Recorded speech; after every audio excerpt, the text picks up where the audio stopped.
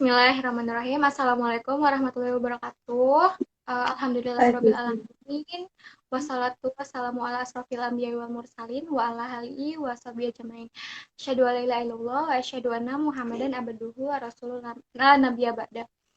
Terima kasih sebelumnya kepada para penonton yang udah mau ikut join. Semoga ilmunya itu bakal bermanfaat bagi kalian, khususnya pelajar yang ada di Jakarta dan sekitarnya.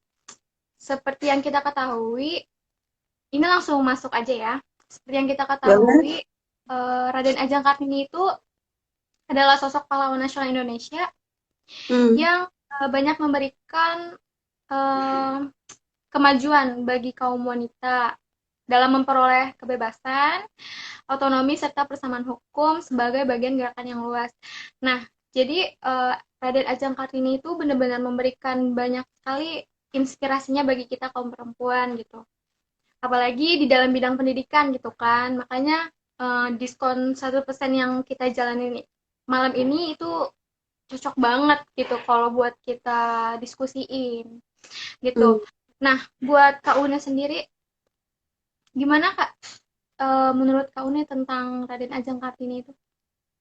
eh ya sebenarnya sih kayaknya hampir sama kayak semua orang ya memaknai sosok Ibu Kartini itu sebagai sosok yang memang menginspirasi terutama dalam soal empowerment atau pemberdayaan perempuan gitu. Kalau kita lihat dari tulisan, bukan tulisan sih, kayak surat-suratnya di buku Habis Gelap Terbitlah Terang itu kan beliau terlihat bagaimana beliau menekankan sekali bahwa seharusnya perempuan itu memang memiliki pertama akses pendidikan yang sama sama laki-laki gitu kan.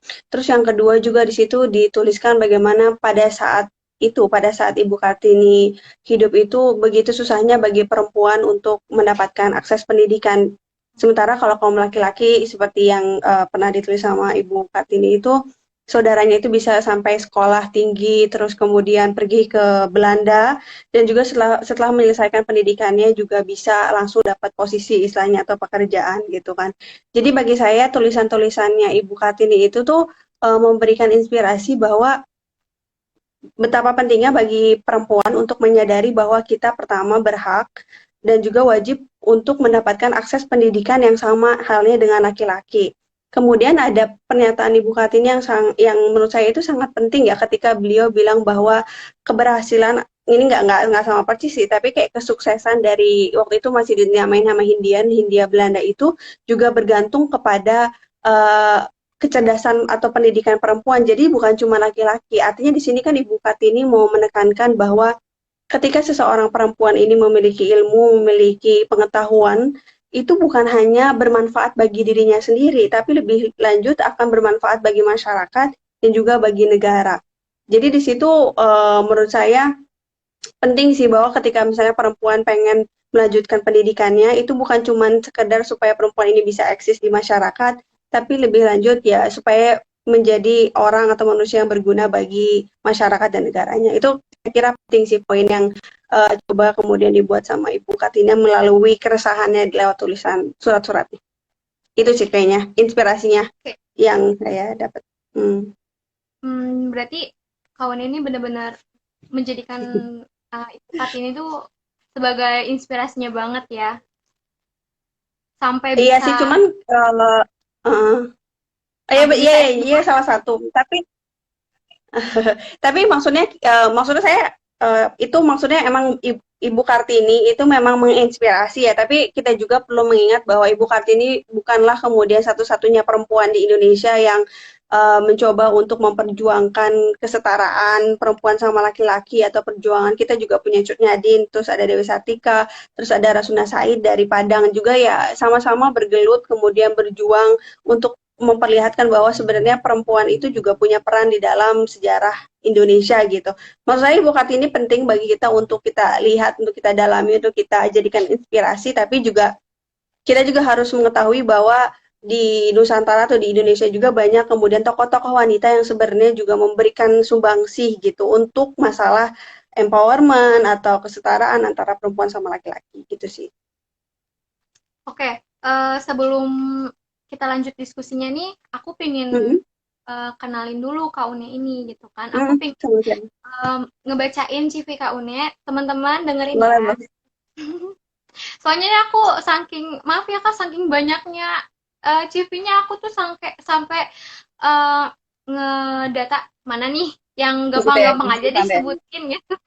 Hmm, boleh, boleh. Oke, Santai, santai. aku sebutin ya. Nama Hmm. Unesa Rahma, tempat tanggal lahir Sukabumi, 7 Tapi Mei tahunnya 1000. jangan disebut ya. Oh enggak ya, berarti 1900 gitu. Santai. Media sosialnya itu Instagram @unaisarahma. Hmm. Nah, untuk pendidikan itu yang pertama pada tahun 2011 sampai 2015 di Universitas Islam Negeri Syarif Hidayatullah, jurusan Ilmu Politik dan lulus dengan IP 3,90. Jurusan hubungan internasional, saya. Oh, ya. Maaf Kak, jurusan Hubungan Hubungan Internasional internasional. ya. Hmm, hmm, Maaf hmm. Kak, maaf. Ya, jurusan Hmm. Hubungan Internasional Fakultas Nah, Ilmu Politik itu. Oh iya ya. Fakultas Terus Ilmu Sosial dan Ilmu Politik. oh, Fakultas Ilmu Sosial FISIP ya. Nah, Ilmu Sosial dan Ilmu Politik. Ya. Oke. Hmm. Terus pada 2012 sampai 2016 Institut Internasional Darussunnah Tangerang Selatan jurusan Ilmu Hadis. Benar Hmm. Kak? Hmm. Jurusan Ilmu Ya. Hadis lulus dengan nilai baik. Yang ketiga Iya, pada tahun sebenarnya 2000 lupa dulu. sampai 2011 itu di Raja Ratnam School of International Study Singapura, Master Degree Majoring Strategic Study. Aku sampai Strategi tanya di ngomong bahasa Inggrisnya. Terus pengalaman profesionalnya itu pada bulan Juli Hmm. 2019 Hmm. sampai bulan Oktober 2019 menjadi pelatih bahasa Inggris untuk tingkat junior dan senior di Pondok Pesantren Syamsul Ulum, Sukabumi, Jawa Barat, sekaligus menjadi Hmm. dosen di Sekolah Tinggi Ilmu Hmm. Pengetahuan Syamsul Ulum, Sukabumi, Jawa Barat. Terus pada bulan Hmm. November 2019 sampai sekarang itu bekerja ya Kak, bekerja di Hmm. Kerja.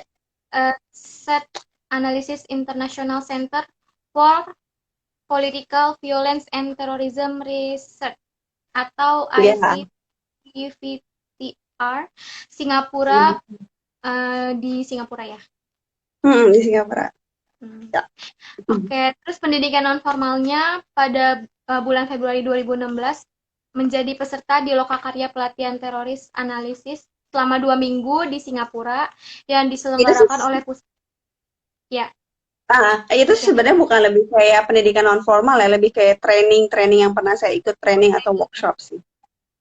oke, Kak Une ini pernah training di berbagai macam lokakarya yang salah satunya itu di Lokakarya Pelatihan Teroris Analisis selama 2 minggu di Singapura yang diselenggarakan oleh Hmm. Pusat Internasional untuk Kekerasan Politik dan Penelitian Terorisme. Terus yang Hmm. kedua, bulan April 2017 menjadi peserta pada Lokakarya Melawan Kekerasan Ekstremisme di Singapura yang diselenggarakan oleh Facebook dan Sekolah Kebijakan Publik Lee Kuan Yew, Singapura. Dan yang ketiga Hmm. itu pada bulan Oktober 2018 menjadi partisipan di kelas terbuka sumber cerdas Master Gen oleh His Market di Singapura. Nah, pengalaman organisasinya ini wow banget sih buat aku. Yang pertama itu tahun 2014 sampai 2015 menjadi wakil presiden pelajar wanita di IMDAR atau singkatan dari Ikatan Mahasantri Darussunnah atau Asosiasi Pelajar Darussunnah. Terus yang kedua, Hmm. pada tahun 2014 sampai sekarang menjadi anggota divisi penelitian dan pengembangan di Lembaga El Bukhari, sebuah organisasi nirlaba yang berfokus pada masalah hadis. Nah, yang terakhir Hmm. ini aku kaget pas mau Hmm. nulis, Hmm. tulisannya banyak banget ya ampun, keren Masa sih? banget. Enggak, masih sedikit kok itu. Iya, benar. Enggak Kalau aku gitu. sebutin itu banyak banget. Tapi aku sebutinnya salah satu aja ya, Kak ya. Izin ya, Kak ya. Iya, satu aja lah, satu. Salah Saya satu masih malu juga. Jadi tulisan. yang nonton nih ada teman-teman saya yang nulisnya lebih banyak. Malu saya. Salah satu tulisan yang ditulis Kaune itu tahun lalu adalah serangan bunuh diri Medan, Enablers of Radikalisme. Ya, benar Kak. Iya. Nah, Soalnya bahasa Inggris semua Kak. Ya Allah. Santai, santai, santai. Oke, aku pengen tanya nih Hmm, Kak, sebelum diskusinya lanjut, gimana sih Kak Une itu hmm. di bidang pendidikan ya, di bidang pendidikan terutama, gimana pengalaman Kak Une itu selama di perguruan tinggi sampai bisa dapet S2 di Singapura? Gimana nih maksudnya perjalanan supaya bisa dapat beasiswa atau motivasinya apa? Soalnya pertanyaannya dikirim kemarin motivasi kan? Ini mau Heeh. nanya apa ya? Caranya atau gimana? Kalau lebih ke motivasi ya Kak ya, lebih ke motivasi kali. Motivasi ya.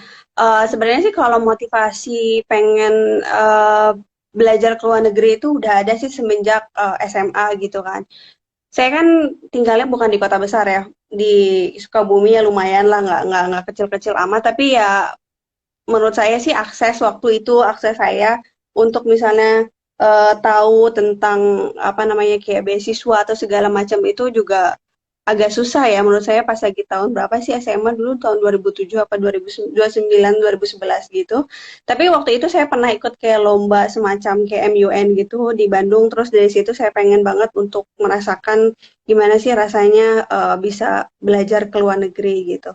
Terus akhirnya saya kemudian pindah ke Jakarta, bukan Jakarta deh, Tangerang Selatan, Ciputat gitu kan. Kuliah di UIN Jakarta, terus di UIN Jakarta itu juga saya ngeliat banyak kemudian kakak kelas senior-senior divisi UIN yang juga waktu itu lagi heboh sering-sering banget ada MUN gitu kan pergi ke luar negeri. Jadi pergi ke luar negeri itu mungkin bagi sebagian orang termasuk saya itu termasuk hal yang mewah ya. Maksudnya kayak pergi ke suatu tempat yang ya yang maksudnya yang membutuhkan biaya yang nggak sedikit. Terus juga kita bakal ketemu sama orang yang secara budayanya beda dan mungkin secara rupa juga beda gitu. Jadi ketika kemudian saya ke Jakarta ketemu orang-orang yang juga punya kayak semacam semangat pengen pergi ke luar negeri karena memang mereka pengen satu mendapatkan pengalaman yang baru, terus yang kedua juga pengen mendapatkan pengetahuan juga itu juga jadi memotivasi saya sih kenapa saya pengen kuliah ke luar negeri. Terus waktu itu juga memang lagi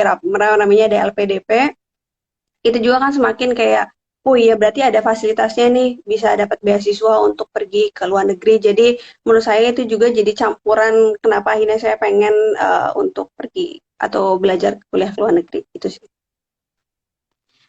Motivasi itu bermotivasi banget kayaknya buat aku lanjut S2. Iya tuh. Oke, ini kita langsung masuk ke diskusi aja ya kayak. Boleh, boleh, boleh. Ha, gimana?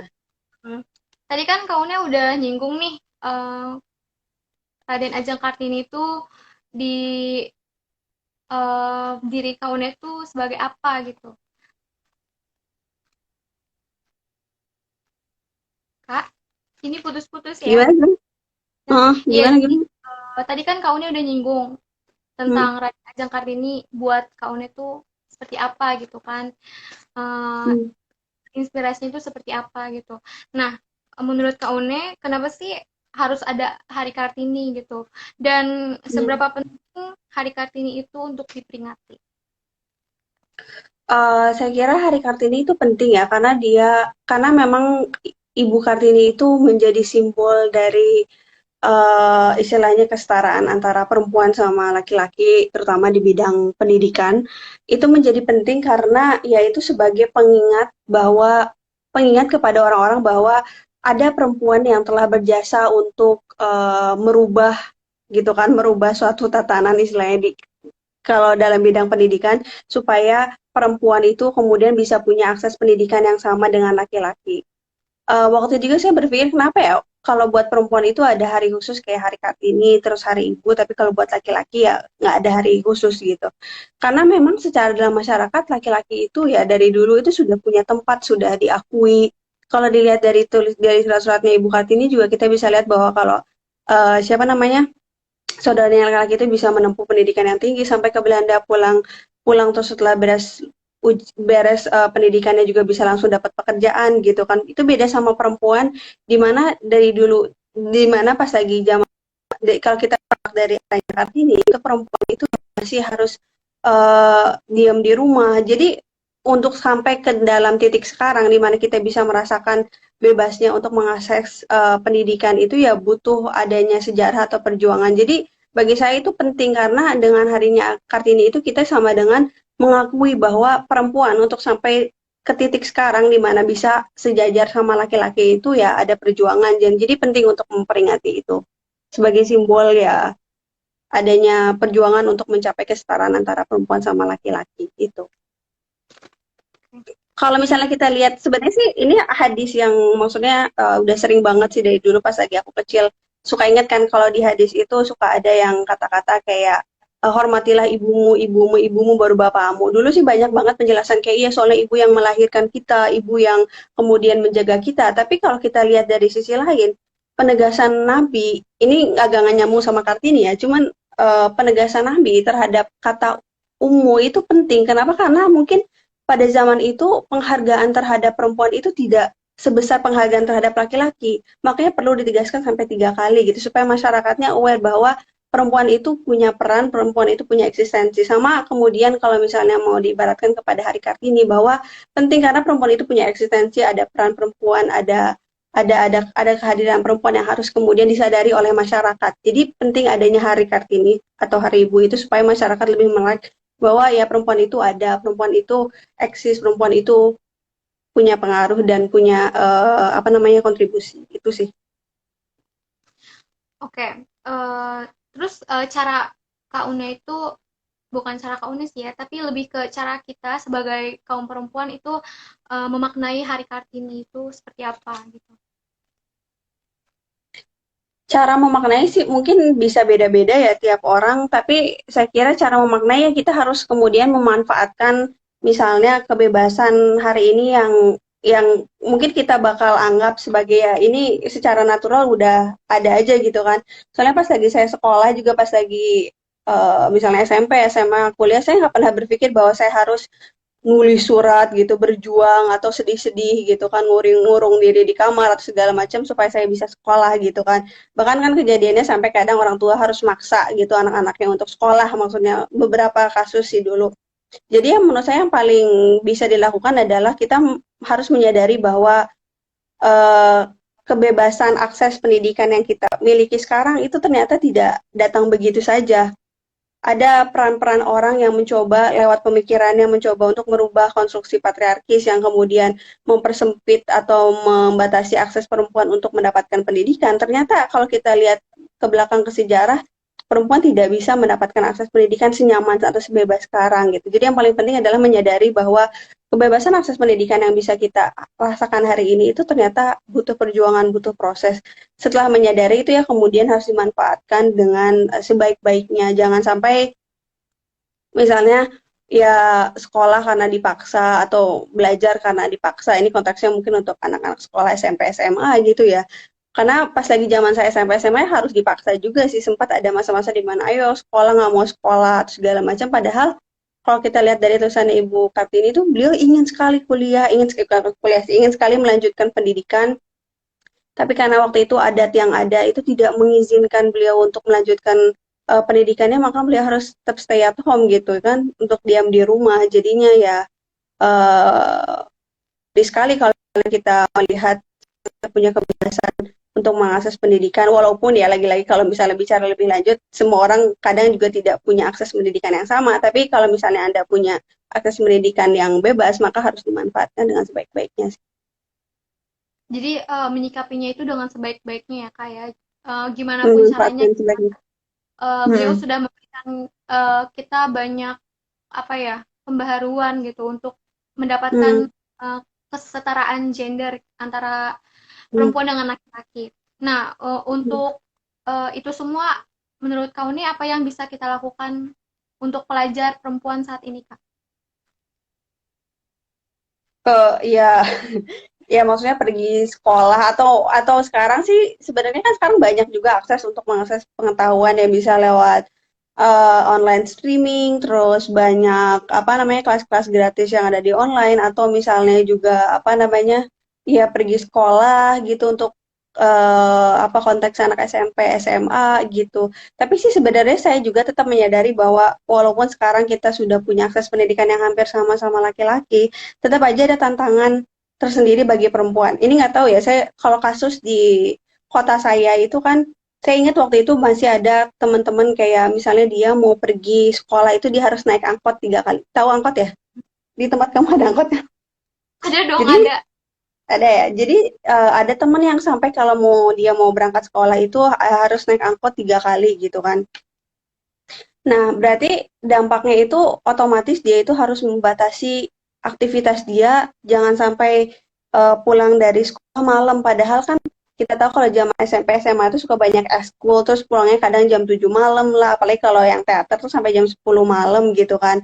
Nah, masih ada beberapa tantangan yang kemudian menyebabkan mungkin secara tidak langsung ya, perempuan itu untuk membatasi aktivitasnya menurut saya ya, tapi mungkin ini cuma berlaku pada konteks tertentu, tapi setidaknya pada misalnya kota-kota yang masih minim akses transportasi, itu tuh masih berlaku bahwa perempuan misalnya perempuan di masa usia SMP, SMA, di mana kan kita mau mengekspor kemudian apa kesukaan kita, apa passion kita, apa skill kita apa gitu kan. Tapi kita juga harus berhadapan dengan fakta bahwa lingkungan ternyata juga kadang tidak seramah itu untuk perempuan.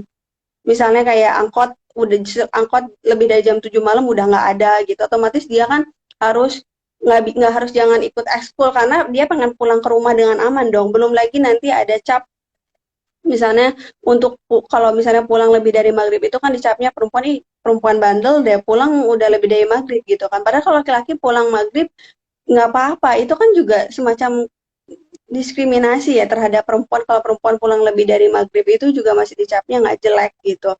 Saya juga pernah mengalami itu waktu itu lagi ikut-ikut apa namanya kayak kegiatan OSIS gitu di SMA. Biasanya pulang jam 8 malam, jam 7 malam gitu kan.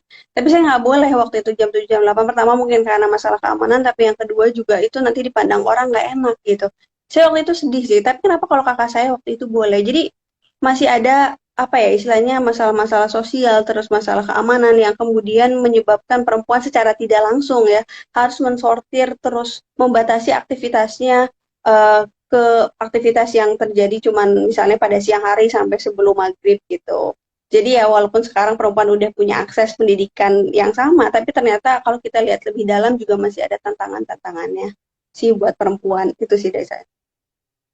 Jadi untuk yang bisa dilakukan pelajar perempuan saat ini nggak apa nggak harus dibatasi ya Kak. Jadi kita bisa eh, Hmm, mengekspor diri kita tuh bisa dari media sosial bisa. atau teknik gitu ya. Karena kan Hmm, zaman sekarang kan udah revolusi industri 4.0, jadi Keberapa semua tuh? itu bisa Ya, diakses gitu. bisa, Asalkan satu Kak, bisa. asalkan satu Apa? punya internet, asalkan Iya itu satu juga punya internet. jadi masalah sih sebenarnya ya. Kalau orang yang mungkin maksudnya aku di Indonesia sendiri kayak di tempat aku di Sukabumi itu juga pas lagi setelah ada pandemi COVID-19 ini kan terus ada sekolah online gitu. Ternyata nggak semua mahasiswa punya akses internet gitu kan. Itu juga kan jadi masalah lain lagi juga ya. Jadi ya revolusi industri 4.0 juga mungkin tidak bisa dirasakan sama semua orang sih. Itu juga yang kemudian ya mungkin jadi tugas bersama bagaimana kita bisa menyelesaikannya. Oke, harus ada subsidi kayaknya Kak ya dari universitas itu buat Iya, mahasiswanya harusnya ya. melakukan PJJ. Tapi Oke. kadang kalau kalau kampus-kampus lokal di kota-kota kecil itu juga mereka tuh SPP-nya juga kecil gitu loh. Terus Mm. ya empet-empetan istilahnya gimana mau ngasih akses lagi ya banyak lah masalah ya. Gitu sih menurut saya. Itu jadi dikembalikan lagi kepada ininya ya Kak ya, penunjang aksesnya. Iya, iya, iya. Oke, kan tadi kan kaunnya sempat nyinggung tentang SPP ya.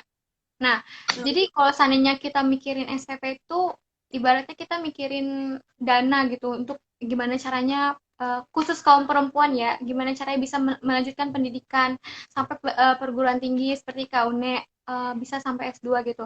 Nah, Kaune coba minta tolong dong kasih motivasi sedikit sharing, motivasi dengan sedikit sharing pengalaman Kaune sampai bisa melanjutkan kuliah di luar negeri.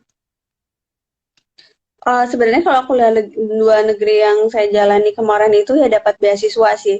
Jadi ya mungkin kalau misalnya teman-teman mau lanjutin beasiswa, kalau ada uangnya sih bisa langsung aja sih. Cuman untuk yang butuh apa namanya misalnya kayak financial assistance sih harus mungkin bisa cari beasiswa. Terus sekarang kan beasiswa sebenarnya banyak banget ya. Tapi memang perjalanan untuk mendapatkan beasiswa sendiri kadang nggak murah juga sih karena kita juga harus tes, ya kan?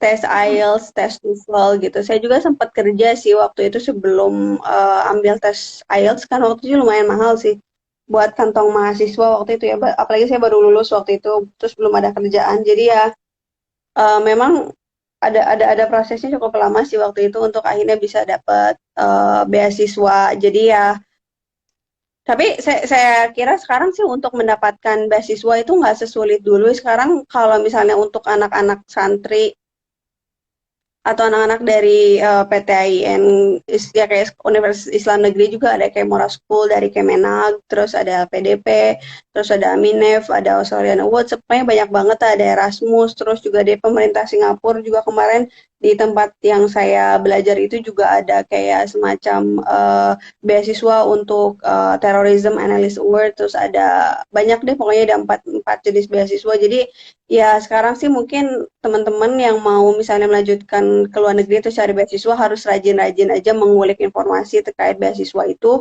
Walaupun ya sekali lagi memang perjalanan untuk mendapatkan beasiswa nggak mudah sih karena kita harus ngurus administrasi, terus juga harus ngambil tes IELTS, tes TOEFL, terus juga ya nulis esai ini itu sih memang perjalanannya berat tapi ya kalau misalnya sekolah di luar negeri itu ada hal yang diinginkan oleh teman-teman ya menurut saya harus bekerja keras sih untuk mencapai tujuan itu gitu. Nah, untuk bisa meraih beasiswa itu menurut Kak Une, coba tolong dikasih tips and triknya Untuk Kak. bisa meraihnya. Mm-mm. Eh pertama sih harus ngikutin prosedurnya lah ya. Nanti teman-teman cek kira-kira syaratnya apa itu harus dijalani. Terus harus disiapin kayak 6 bulan sebelumnya karena kita tuh harus ngambil kayak apa namanya ngambil tes untuk kemampuan bahasa Inggris kita entah IELTS atau TOEFL tergantung dari persyaratan di beasiswanya. Kan itu juga butuh persiapan ya. Maksudnya kalau misalnya kita melihat bahwa kayaknya kemampuan bahasa Inggris kita ini nggak terlalu bagus, otomatis kan kita harus ngambil ngambil les lagi. Otomatis itu nanti persiapan beasiswa bisa jadi kayak 1 tahun sebelumnya. Jadi jangan misalnya deadline beasiswa 2 minggu, besok kita baru siap-siap. Kalau bisa sih udah disiapin kayak 6 bulan sebelumnya, karena pertama kan harus menyiapkan tadi tes kemampuan bahasa Inggris kita. Kalau misalnya kita belum merasa cukup bahasa Inggrisnya, ya jangan bunuh diri langsung. Kalau menurut saya sih jangan langsung bunuh diri ngambil tes TOEFL atau tes IELTS-nya, tapi lebih baik kayak belajar dulu, les dulu gitu. Saya juga waktu itu sempat kayak les di 3 tempat dulu sebelum akhirnya ngambil tes TOEFL, tes IELTS.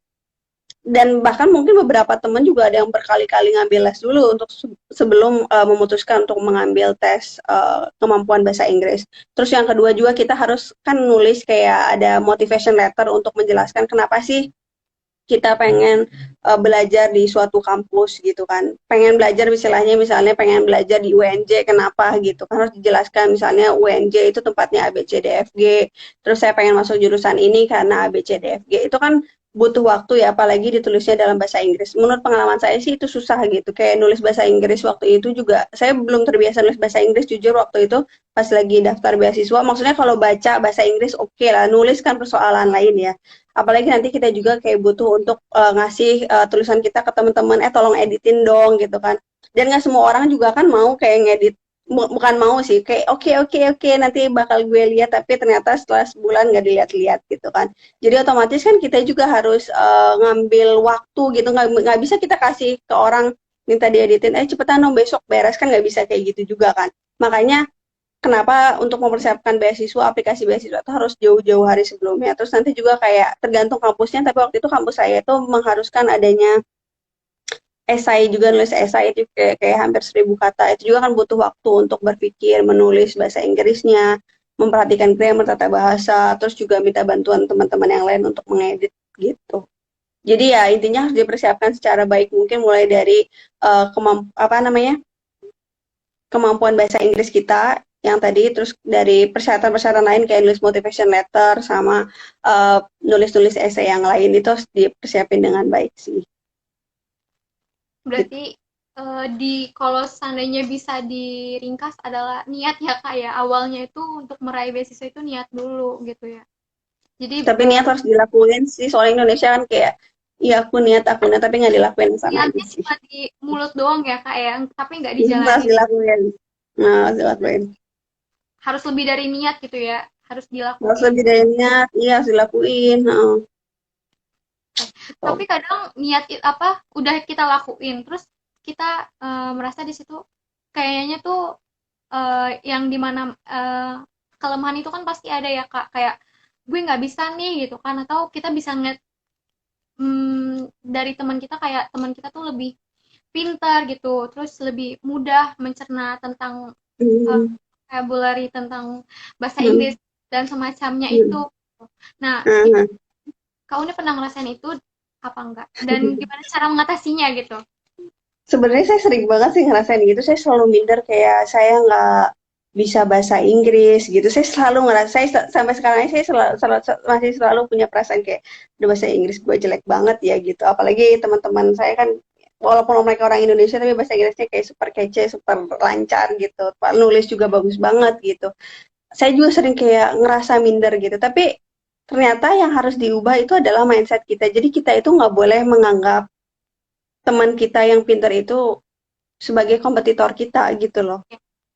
Jadi kita tuh harus misalnya ngelihat teman kita, oh iya dia berhasil gitu. Jadi harus dijadikan inspirasi sih kalau menurut saya ya. Biar biar kalau sebenarnya kan mental mental minder atau mental kecewa, mental sebel, sirik itu kan hadir ketika kita menempatkan diri kita sama teman kita itu jadi kompetitor gitu kan. Oh iya dia lebih bagus, gue jelek deh gitu. Tapi kalau misalnya kita menempatkan apa namanya teman kita yang lebih berhasil, yang lebih bagus itu sebagai seseorang yang misalnya kita bisa belajar dari dia, itu insya Allah kok maksud aku nggak ada perasaan minder, tapi nanti kalau kita kumpul-kumpul sama mereka tuh, oh iya gue bisa belajar lebih banyak dari mereka, atau misalnya kita mungkin bisa nanya sama mereka gitu. Jadi itu sih mungkin mindset yang dirubah adalah mindset dari kompetisi ke kolaborasi lah atau pertemanan. Jadi jangan selalu pakai mindset harus kompetisi, kompetisi, kompetisi. Karena akhirnya nanti capek. Pertama, kalau nggak perasaannya jadi minder, nanti syirik gitu kan. Itu kan yang sering terjadi. Kak, saya juga pernah ngerasain itu sih, kayak ngelihat teman-teman, ya Allah, pinter banget ya gitu kan. Kok bisa gitu. Tapi kan kita juga harus melihat mungkin teman-teman kita yang sekarang bagus dalam bahasa Inggris atau bagus dalam bidang mereka, mungkin mereka startnya lebih awal sih. Jadi kita juga nggak bisa nyalahin mereka gitu. Menurut saya sih gitu. Jadi tadi ya mentalnya jangan selalu kompetisi, kompetisi, tapi lebih baik kita ngelihat teman kita bisa jadiin inspirasi untuk belajar. Kembali lagi ke diri kita masing-masing ya Kak ya Nah, berarti. iya. Karena yang namanya kompetisi itu kan ada dua, kalau nggak kalah menang gitu. Tapi kalau inspirasi menjadikan seseorang itu inspirasi kita itu nggak ada yang namanya nggak yang pinter mana yang bodoh mana gitu, mana yang kalah apa, mana yang menang gitu. Jadi Iya, diambil jadi enak. diambil baiknya dan dibuang yang buruknya gitu ya. Iya, itu Tapi itu. tapi kalau kayak gitu kan manusia itu kan gitu ya Kak ya, banyak khilafnya gitu. Banyak kilaf ya. Yes, yes, yes, yes. Oke, pesan kau Nek untuk pelajar Indonesia, teruntuk kaum perempuan, pesan untuk mereka itu apa? Pesannya sih, pesannya ya, ya ampun. Menurut saya sih pesannya tadi ya, memanfaatkanlah sebaik-baiknya sekarang karena kita sudah bisa mendapatkan akses pendidikan yang mudah gitu istilahnya, tanpa kita harus melawan adat istiadat segala macam kalau kita lihat atau berefleksi dari ceritanya Ibu Kartini. Jadi memang harus selalu dimanfaatkan, apalagi sekarang zamannya udah sosial media, internet, istilahnya referensi kita, kemudian sumber sumber untuk belajar kita juga lebih mudah didapatkan.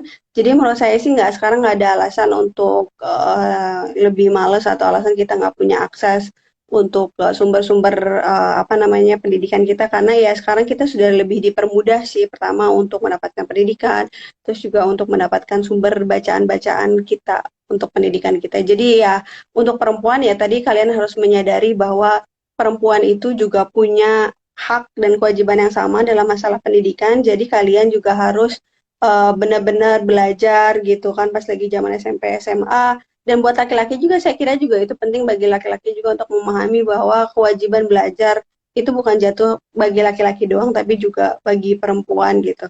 Karena kan sebenarnya masih banyak ya. Misalnya kalau perempuan pengen lanjut sekolah S2 atau S3, saya nggak tahu nih kalau di kota besar kayak gimana, cuman kalau di kota-kota kecil itu masih kayak kota-kota kecil, soalnya saya dari kota kecil ya, itu masih ada ya kayak semacam sindiran ya, udahlah nggak usah pinter-pinter nanti laki-laki takut kamu nggak akan dapet jodoh gitu kan. Itu kan sebenarnya pemikiran-pemikiran kayak gitu, itu tuh walaupun secara tidak langsung itu bisa menghambat perempuan kan, maksudnya jadi wih kita takut nanti nggak dapet jodoh gitu. Dan itu menurut saya satu dari sekian banyak apa ya istilahnya statement-statement yang kayak gitu yang ditujukan kepada perempuan atau perempuan misalnya juga lebih contohnya lebih lebih kamu perempuan cocoknya udahlah jadi dosen aja atau guru biar bisa ngurus anak sama suami. Itu juga kan maksudnya membatasi mimpi perempuan padahal menurut saya perempuan itu seharusnya juga bisa memilih untuk menjadi apa yang mereka mau tanpa mereka harus berpikir oh ya gue perempuan gue harusnya jadi ini gitu.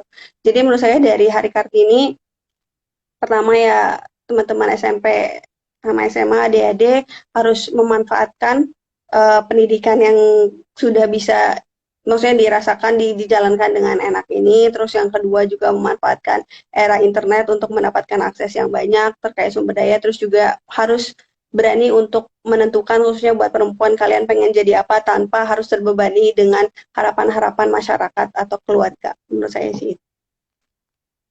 Oke. Kesan terakhir ini terakhir. Kesan Kak Une untuk geopelajar. Tapi sebelumnya disapa dulu dong Kak. Kalau di geopelajar itu semua followersnya, semua yang ngikutin itu disebut apa dipanggilnya sahabat Geo. Oh gitu Kesan sahabat Geo. Halo sahabat Geo. Jadi gimana nih? Geo sahabat ini khusus untuk anak SMP SMA atau enggak? untuk seluruh pelajar di Indonesia. Tapi ini lebih ke Iya. geopelajarnya Kak. Kesan-kesan Kak Une buat geopelajar. Menurut aku sih ya bagus sih untuk Geo pelajar karena maksudnya untuk ya apa ya susah sih karena kita belum kenalan cukup lama ya. Saya ini kurang kurang cepat sih kalau membuat ini. Ya menurut saya sih kesannya untuk Geo pelajar bagus ya ada kayak menangkap momentum kayak Hari Kartini terus pengen share sama teman-teman pelajar di seluruh Indonesia mengapa kita harus kemudian berefleksi terhadap di hari ini itu terkait dengan emansipasi perempuan terus kesetaraan perempuan di bidang pendidikan menurut saya itu bagus sih jadi Geo pelajar juga ikut membangun wacana kesetaraan antara perempuan sama laki-laki yang menurut saya itu harus diapresiasi dan bagus sekali. Terima kasih Kak Une. Sama. Jadi aku bisa simpulin sih dari diskon 100% malam ini, Hmm. cuman malam ini ya diskon 100%-nya.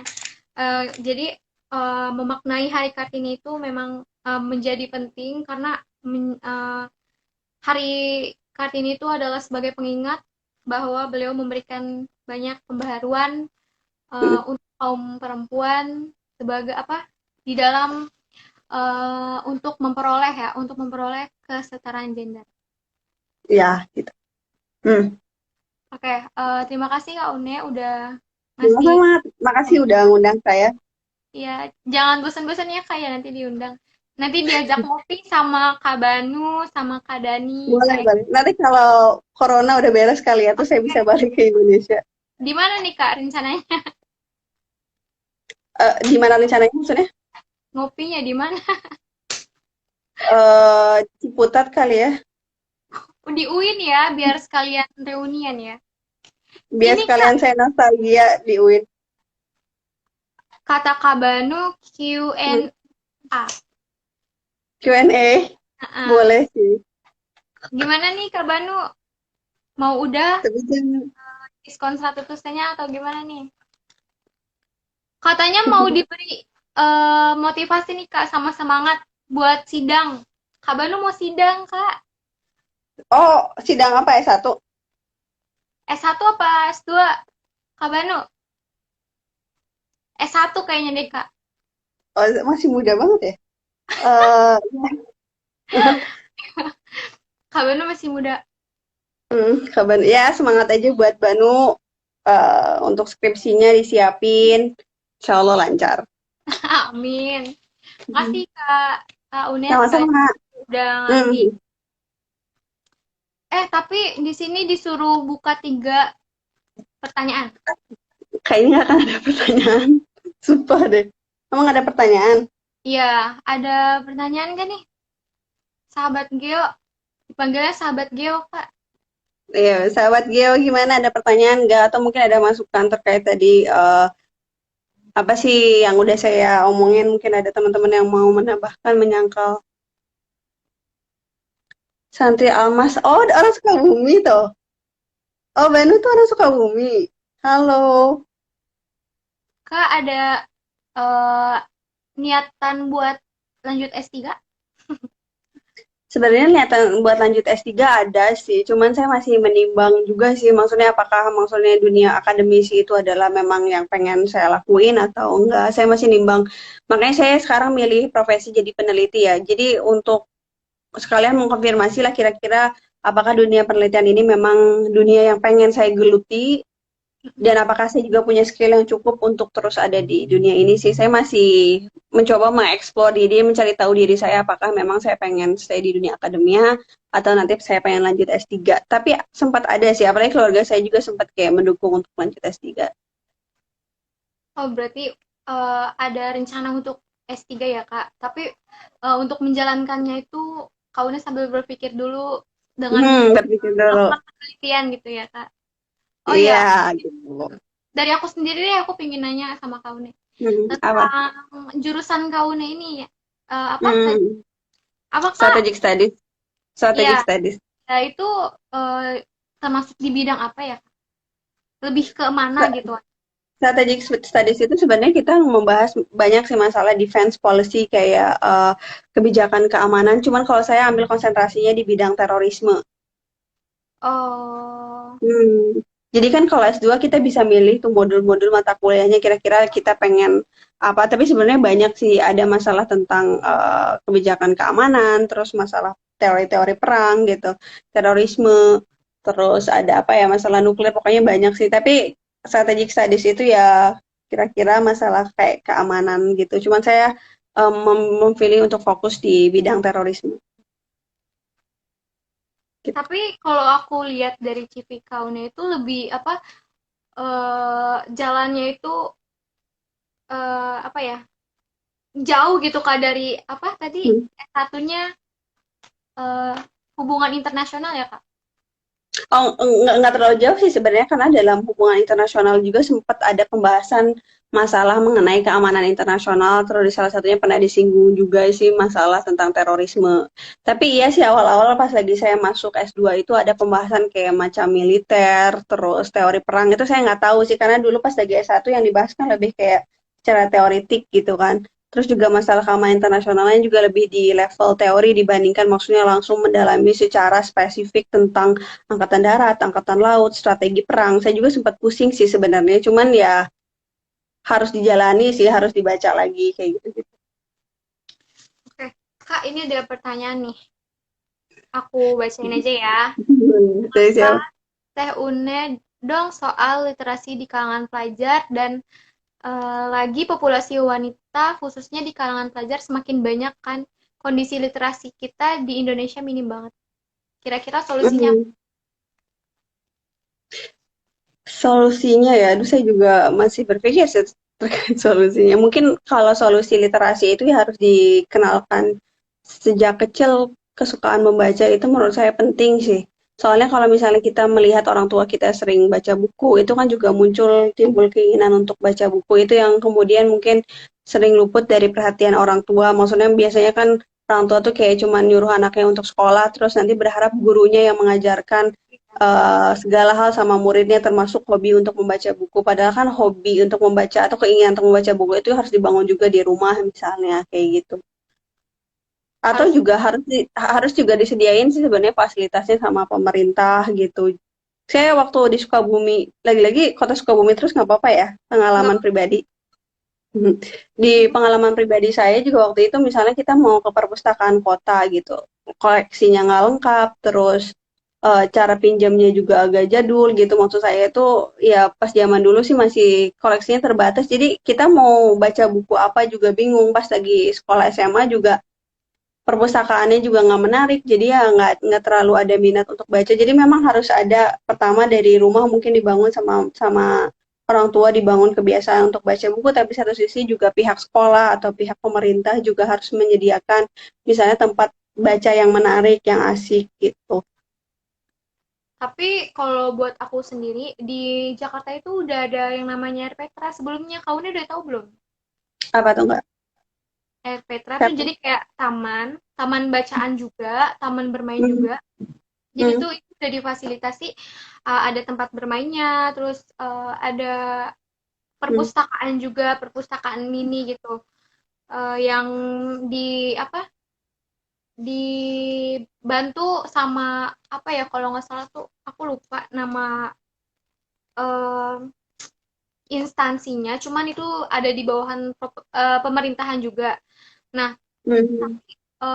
sampai sekarang tuh masih kayak kurang gitu Kak. Apalagi di situ itu kebanyakan perpustakaan mini itu banyak banget bacaan untuk anak-anak gitu. Tapi kurang terkonsentrasi ke perpustakaan mini itu, tapi malah lebih ke permainan gitu. Iya, itu soalnya budaya membacanya belum hadir ya. Itu juga mungkin bagi PR ya. Cuma saya juga masih mencari-cari jawaban sih gimana caranya untuk meningkatkan literasi baca, keinginan baca kita. Oke. Di Ini sini lah aku jadi UNJ lebih tahu. tiap nanti bisa collab aja ya kayak sama anak